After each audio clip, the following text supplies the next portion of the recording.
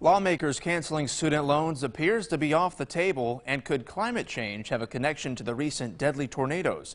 U.S. Senator Dick Durbin thinks possibly. We talk about that and a whole lot more in this week's On the Record.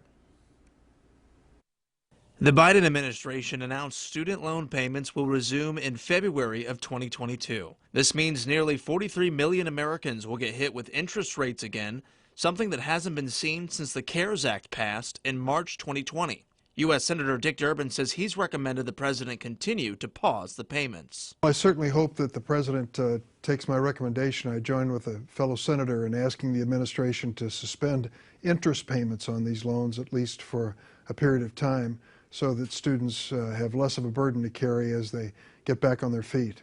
The idea of canceling student loans appears to have come to a halt, but the Illinois lawmaker is offering a different idea. Ultimate solution, and I really support this, and I've got legislation, is to allow students to discharge their student loans after 10 years in bankruptcy. You can discharge everything you borrow money for, from a house to a car to a boat to a second home. You can't discharge your student loans. That's unfair. I think after 10 years you should be allowed to.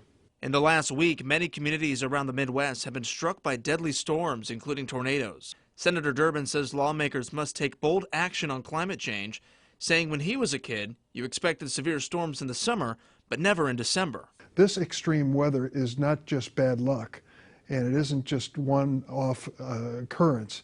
It's a pattern that's growing, and it has a lot to do with our climate change.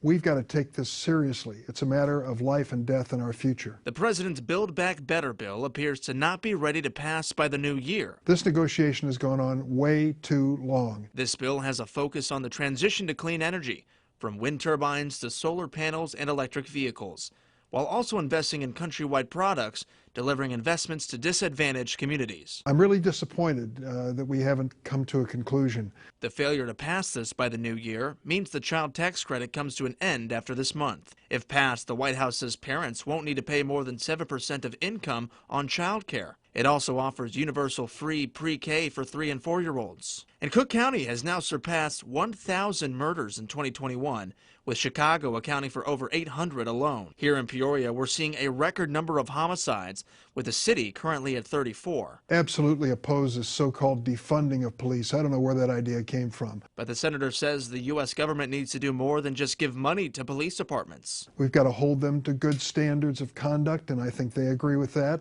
We've got to make sure that we're recruiting new women and men to serve in the police force who are trained to do the job and do it effectively. He also says funds need to go to giving officers a helping hand. Send them into domestic violence situations where we need a psychologist, a counselor, a social worker.